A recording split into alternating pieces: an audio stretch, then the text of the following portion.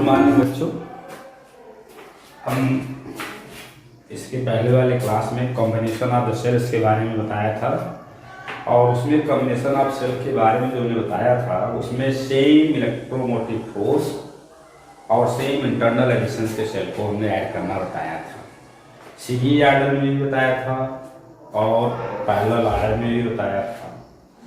ठीक है, अब सेल को अगर मिक्स ऑर्डर में कर दिया जाए तब उसका ईएमएफ फाइंड करने के लिए क्या करेंगे, ये फाइंड करना है। ठीक है, इसके बाद हम पढ़ेंगे क्योंकि देखो सीरीज ऑर्डर में सेल का ईएमएफ नेट सेल का ईएमएफ फाइंड करने के लिए हमें ऐड करना पड़ता है। इसलिए डिफरेंट ईएमएफ और डिफरेंट इंटरनल रेजिस्टेंस के अगर सेल हैं वहाँ नेट ईएमएफ फाइंड करने के लिए सबको ऐड कर देंगे, सारे मतलब सभी सेल के ईएमएफ को ऐड कर देंगे, इंटरनल रेजिस्टेंस को ऐड कर देंगे, तो पूरी बैटरी का ईएमएफ और पूरी बैटरी का इंटरनल रेजिस्टेंस हमें पता चल जाएगा। ठीक है, लेकिन प्रॉब्लम उस केस में होती है कि अगर डिफरेंट ईएमएफ और डिफरेंट इंटरनल रेजिस्टेंस के सेल हैं और उनको भी पैरेलल ऑर्डर में ऐड करना है तो उसके बाद उनका नेट ईएमएफ और नेट इंटरनल रेजिस्टेंस क्या होगा ये कैसे फाइंड करेंगे। अगर सेम ईएमएफ का होता है तो पैरेलल ऑर्डर में पूरी बैटरी का ईएमएफ वही होता है जितना एक सेल का होता है। ठीक है, लेकिन यहाँ पर हम ये कह रहे हैं कि ईएमएफ डिफरेंट है सेल का, इंटरनल रेजिस्टेंस डिफरेंट है सेल का, और फिर जब उनको पैरेलल ऑर्डर में ऐड करेंगे तब हमें ईएमएफ क्या लेना पड़ेगा। तो इस केस के लिए भी हम फार्मूला डिराइव करेंगे। तो पहले तो हम combination of the cell in mix order पढ़ेंगे।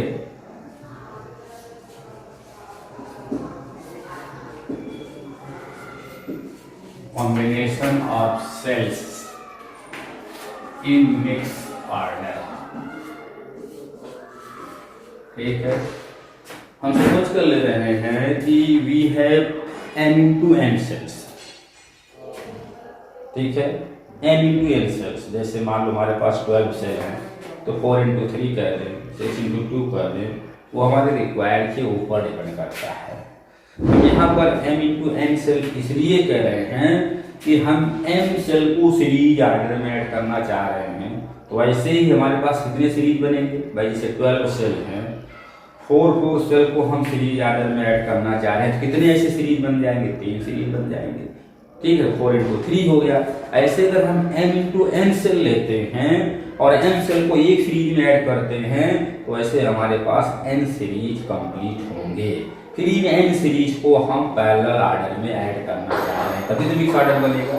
मिक्स ऑर्डर का मतलब ये हो गया पैरेलल में भी हो सीरीज में भी हो। तो हम लेट कर लिए कि हमारे पास m × n सेल्स हैं of same EMF E and same internal resistance,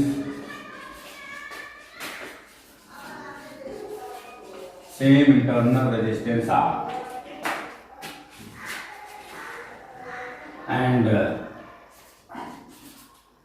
M cells are connected in series, and such type n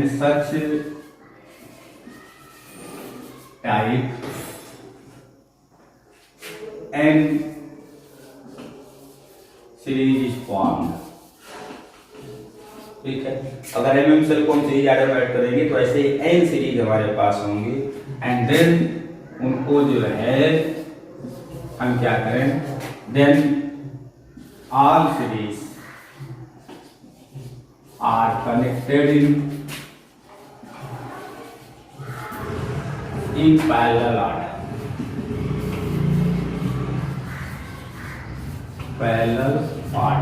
ठीक है, जैसे ये हमारे पास सेल है, ऐसे ही सेल ई है, इंटरनल रेजिस्टेंस आर है, हम इनको सीरीज आर्डर में ऐड करते गए और फाइनली n सेल को हमने सीरीज में ऐड कर दिया। ठीक है, कितने सेल हैं इसमें? m सेल हैं।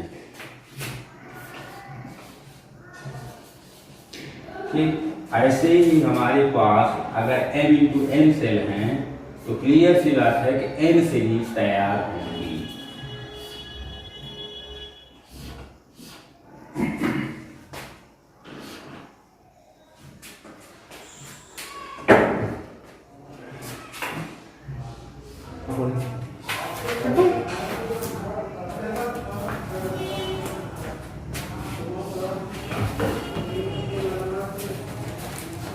और इस तरीके के हमारे पास m सेल के जो सीरीज हैं m इंटू n सेल अगर टोटल लिए गए हैं तो ऐसे ही हमारे पास n सीरीज तैयार होंगे। ठीक है, क्योंकि हम n कोई डिफरेंट नंबर है नहीं तो ऐसे डाट डाट करके सपोज कर लो ये nth सीरीज हमारे पास है और इसमें भी हमारे n सेल कनेक्ट किए गए हैं। ठीक, तो इस तरीके से m सेल हैं और n सीरीज हैं। इन सबको आप पैरेलल ऑर्डर में ऐड कर दे रहे हैं, ऐसे सबको ऐड कर दे तो ये पैरेलल ऑर्डर में ऐड हो गया। ठीक है, तो टोटल हमारे पास m इंटू n सेल हो गए। सारे सेल का हमने कहा था कि EMF E है, तो EMF आप 1 सीरीज कितना हो जाएगा? n इंटू ई हो जाएगा। ठीक, n इंटू ई EMF इस सीरीज का आएगा और इस सीरीज का होगा, इस सीरीज का होगा। ऐसे ही जितने भी n सीरीज हमारे पास होंगे तो यहाँ m सेल है तो m e हो जाएगा, m इंटू ई। तो n सीरीज हैं तो इनका रिजल्टेंट EMF क्या होगा? m इंटू ई ही होगा, क्योंकि जब कोई भी सपोज करो 1 एम्पीयर करंट इधर फ्लो हो रहा है, इधर फ्लो हो रहा है, जितने भी शाखाएं जितने भी ब्रांच हैं सबसे 1 एम्पीयर का करंट फ्लो होने के लिए 1 कूलाम का चार्ज फ्लो होने के लिए सेल जो एनर्जी देगा वो m ही देगा। तो m इधर हो जाएगा, m इधर हो जाएगा, m इधर हो जाएगा, सारे ऐड करेंगे तो टोटल गिवन एनर्जी जो हो जाएगी बाई द आर सेल वो m इंटू ई हो जाएगा। बट कितने कूलाम चार्ज के लिए हो जाएगा? तो 1 कूलाम यहाँ से 1 कूलाम यहाँ से 1 कूलाम n कूलाम के लिए। और अकॉर्डिंग टू डेफिनेशन EMF क्या होता है? 1 कूलाम के लिए जितनी एनर्जी सेल या बैटरी देगी उसे ही हम क्या कहेंगे? नेट EMF कहेंगे। तो m इंटू n इंटू ई को हम n से डिवाइड करने बचेगा क्या? m e, मतलब नेट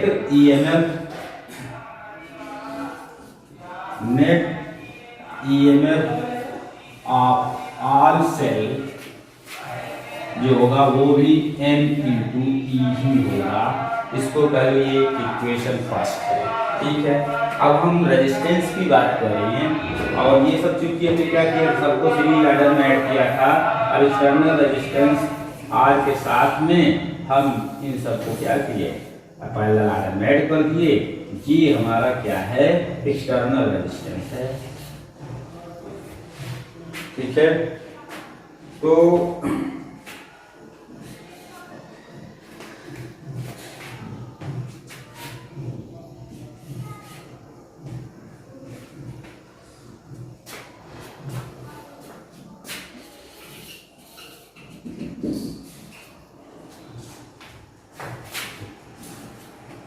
ये हो गया। तो हम रेजिस्टेंस फाइंड करें पहले 1 सीरीज का इंटरनल रेजिस्टेंस ऑफ सेल्स इन या कनेक्टिंग इन 1 सीरीज। ये हो जाए क्योंकि एक सीरीज में m सेल सीरीज ऑर्डर में ऐड है तो इनका इंटरनल रेजिस्टेंस mr हो जाएगा। ऐसे इसका mr सबका mr हो जाएगा। टोटल इंटरनल रेजिस्टेंस अगर हमें फाइंड करना होगा तो 1/r टोटल जो हो जाएगा 1/mr plus 1/mr and so on क्योंकि n सीरीज ऐसे बने हुए हैं कि हो जाएगा 1/mr हो जाएगा। ठीक है, अब इन सबको अगर हम ऐड करेंगे तो ये n बार है, ये हमारे पास हो जाएगा n/1/mr हो जाएगा। और ये कितनी बार होगा, चूंकि n सीरीज ये है तो 1/mr + 1/mr ऐसे n टाइम हो जाएगा। और जब इनको ऐड करेंगे ये हो जाएगा n/mr 1/r टोटल रेजिस्टेंस ये हो जाएगा। ठीक है, और जब टोटल इंटरनल रेजिस्टेंस आप जब सेल फाइंड करेंगे तो इस तरह से टोटल कर देंगे तो ये हो जाएगा mr/n हो जाएगा। ठीक है,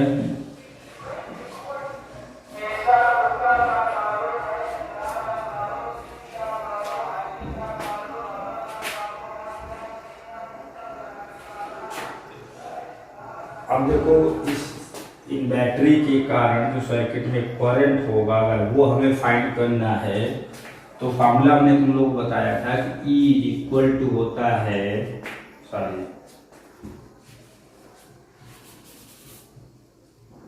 I होता है नेट से total EMF upon external resistance plus total internal resistance of the cell.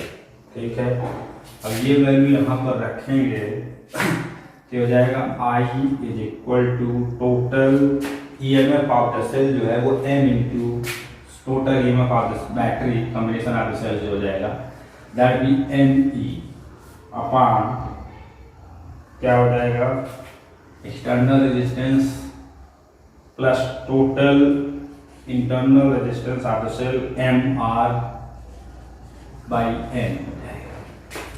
और इसका एलसीएम अगर लेंगे तो ये I हो जाएगा NR और ये n ऊपर भी चला जाएगा तो m into n E upon NR plus MR हो जाएगा। ठीक है, ये कह लो इक्वेशन सेकेंड है। और हमने बताया था कि कॉम्बिनेशन ऑफ द सेल का एक ही टारगेट होता है कि करंट मैक्सिमम गेन किया जा सके। ठीक है, तो करंट मैक्सिमम गेन करने के लिए NR plus MR should be minimum. जितना ये वैल्यू मिनिमम होगा उतना ही सर्किट में करंट मैक्सिमम होगा। ठीक है, तो हम इसको इस तरीके से अरेंज करते हैं। NR प्लस MR को हम लिखना चाह रहे हैं NR plus MR is equal to क्या हो जाएगा ये NR का होल स्क्वायर माइनस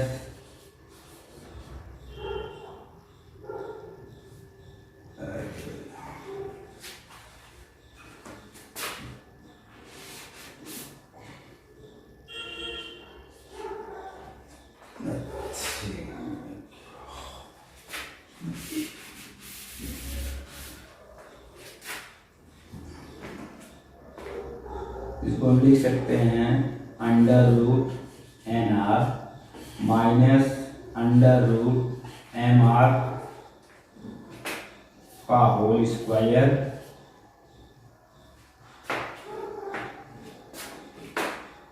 प्लस 4√2 हो जाएगा।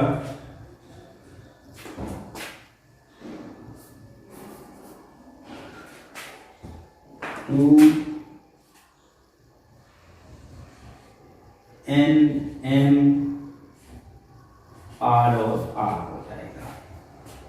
ठीक है, तो फॉर मिनिमम वैल्यू दिस ये क्या हो जाए मिनिमम हो जाए और ये वैल्यू 0 हो सकती है। फॉर मिनिमम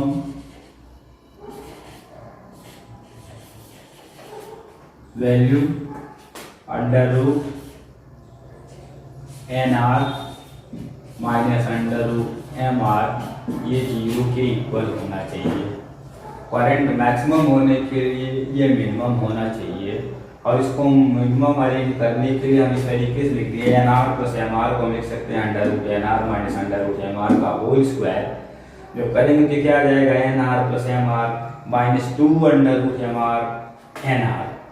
अब उस माइनस 2 जो आएगा 2 M N R into R जो आएगा उसको हटाने के लिए यहाँ पर plus 2 under root N into M into small letter R capital R under root के अंदर है पूरा जो है कितना हमने ऐड कर दिया। अभी इसको सॉल्व करने के लिए ही आ जाएगा, बट मिनिमम रेजिस्टेंस करने के लिए हमने ये कंडीशन अप्लाई किया, और मिनिमम होने के लिए ये वैल्यू 0 होनी चाहिए, क्योंकि हाफ माइनस है ये तो 0 हो नहीं सकती, इसकी वैल्यू हम अरेंज कर नहीं सकते, इसको अरेंज कर सकते हैं और ये वैल्यू इस तरीके से आ जाएगी।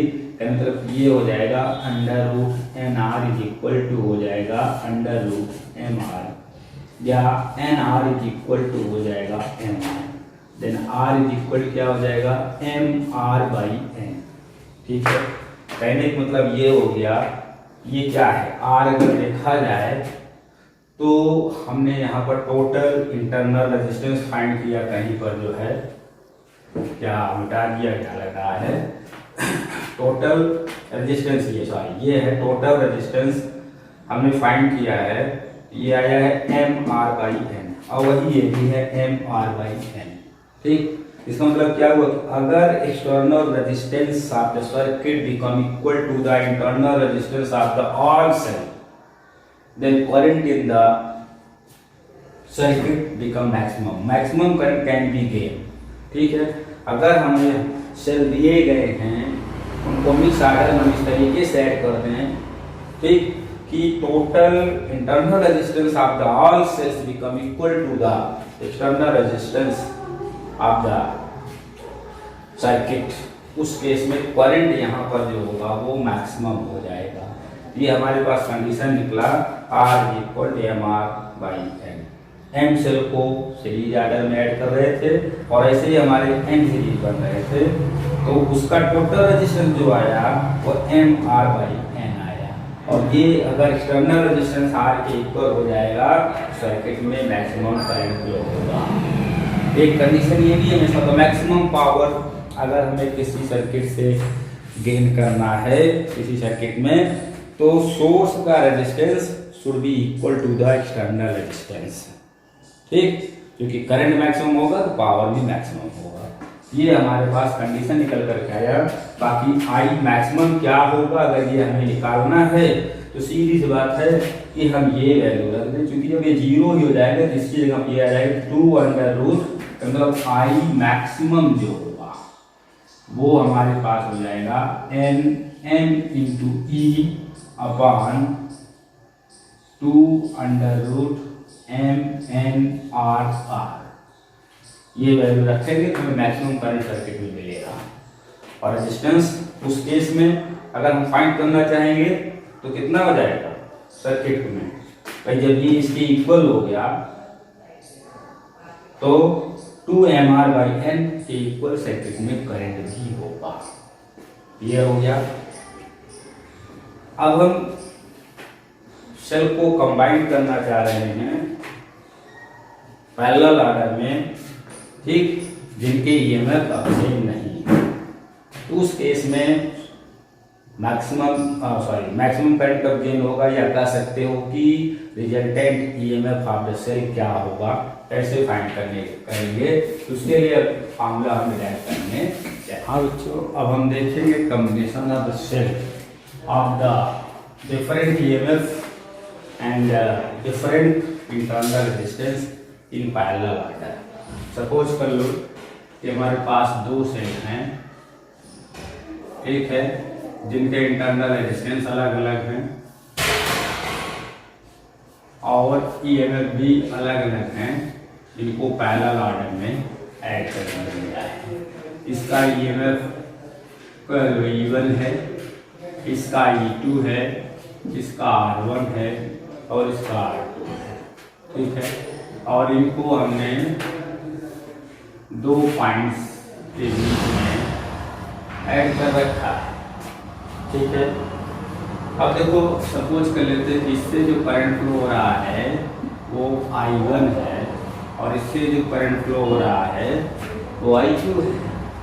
ठीक, तो ये दोनों करंट यहाँ से आएंगे और क्या होगा, फ्लो होगा, करंट I होगा। इसमें वी कैन से कि I इज इक्वल टू हो जाएगा I1 प्लस I2। क्लियर है।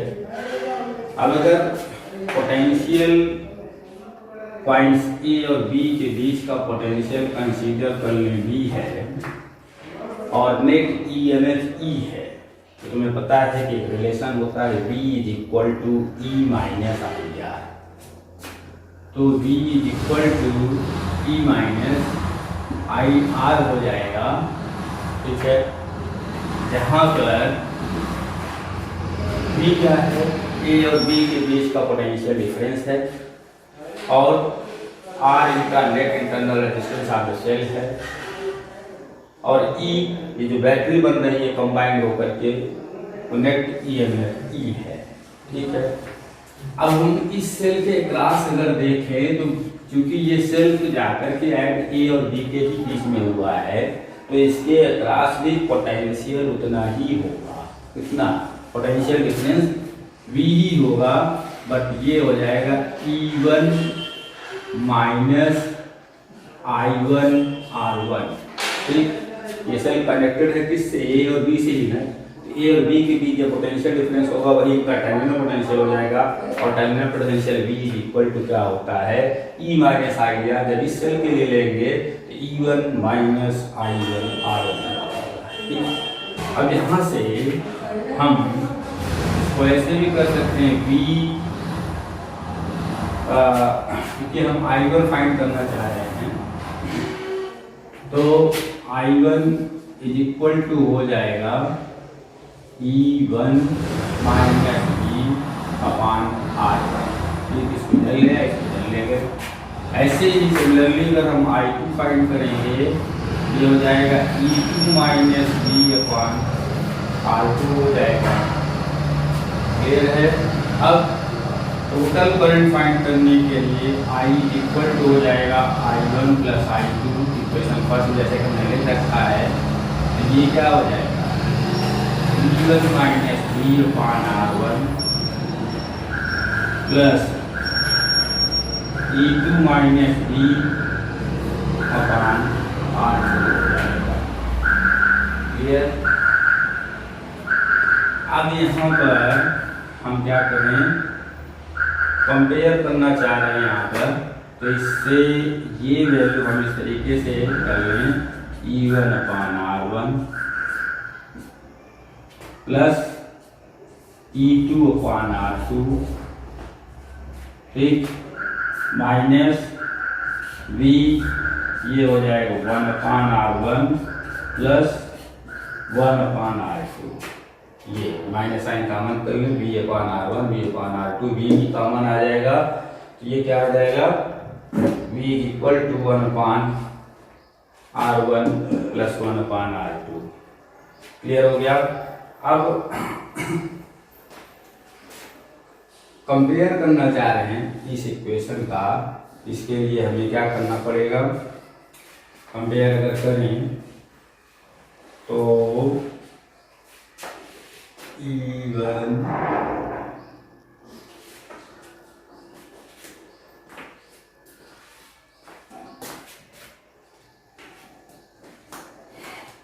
हम कंपेयर इस इक्वेशन से करना चाह रहे हैं, इसलिए इस इक्वेशन को इस फॉर्म में अगर लिखना चाहें तो यहाँ से I पूरे इक्वेशन को पहले R से डिवाइड कर दें, ये हो जाएगा V upon R is equal to E upon R minus I, then I is equal हो जाएगी E upon R minus V upon R।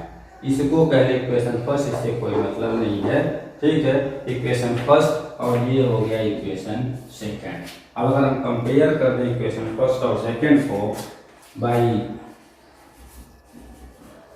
Comparing equation first and second, you get क्या हो जाएगा, E upon R is equal to होगा E1 upon R1 plus E2 upon R2 and 1/r is equal to हो जाएगा 1/r1 plus 1/r2। ठीक है, तो कहने मतलब कि अगर सेल डिफरेंट ईएमएफ और डिफरेंट इंटरनल रेजिस्टेंस के हैं, उनको पैरेलल ऑर्डर में ऐड कर रहे हैं, तो नेट ईएमएफ फाइंड करने के लिए हमारे पास जो फार्मूला होगा E/R is equal to E1/R1 plus E2/R2 होगा। ठीक, ये जो आर जो होगा वो सेल का, क्योंकि पैरेलल ऑर्डर में तो ही है, इंटरनल रेजिस्टेंस का पैरेलल ऑर्डर में कॉम्बिनेशन क्या होगा, रिजल्टेंट क्या होगा, तो 1/R is equal 1/R1 plus 1/R2। ऐसे कितने भी सेल पैरेलल ऑर्डर में अगर ऐड हैं तो हम फार्मूला बना सकते हैं क्या, E/R is equal to E1/R1 plus E2/R2 plus E3/R3 and so on. ठीक है, और जो सेल का रिजल्टेंट रेजिस्टेंस इंटरनल रेजिस्टेंस होगा वो 1/R is equal to 1/R1 plus 1/R2 plus 1/R3 होगा। मतलब सबसे पहला काम हमारा ये होगा कि net internal resistance of the cell find करें जो पैरेलल ऑर्डर में ऐड हैं। ठीक है, देन उनका नेट ईएमएफ अगर ई सपोज कर लें तो E/R कर दें, यहाँ से आगे वैल्यू निकाल चुके हैं, E/R कर दें is equal to E1/R1 plus E2/R2 plus E3/R3, इस तरीके से कैलकुलेट कर लें, सारी वैल्यू नोन होगी, आर की वैल्यू हम पहले इससे फाइंड कर चुके होंगे, और net EMF of the cells which are combined in parallel order वो निकल करके हमारे पास आ जाएगा। ठीक है, तो आशा करते हैं कि समझ में आ गया होगा, और ये वीडियो बनाते समय कई बार दिक्कतें आई, तो आशा करते हैं समझोगे, और अगर समझ में आए तो लाइक करें और शेयर करें। Thank you.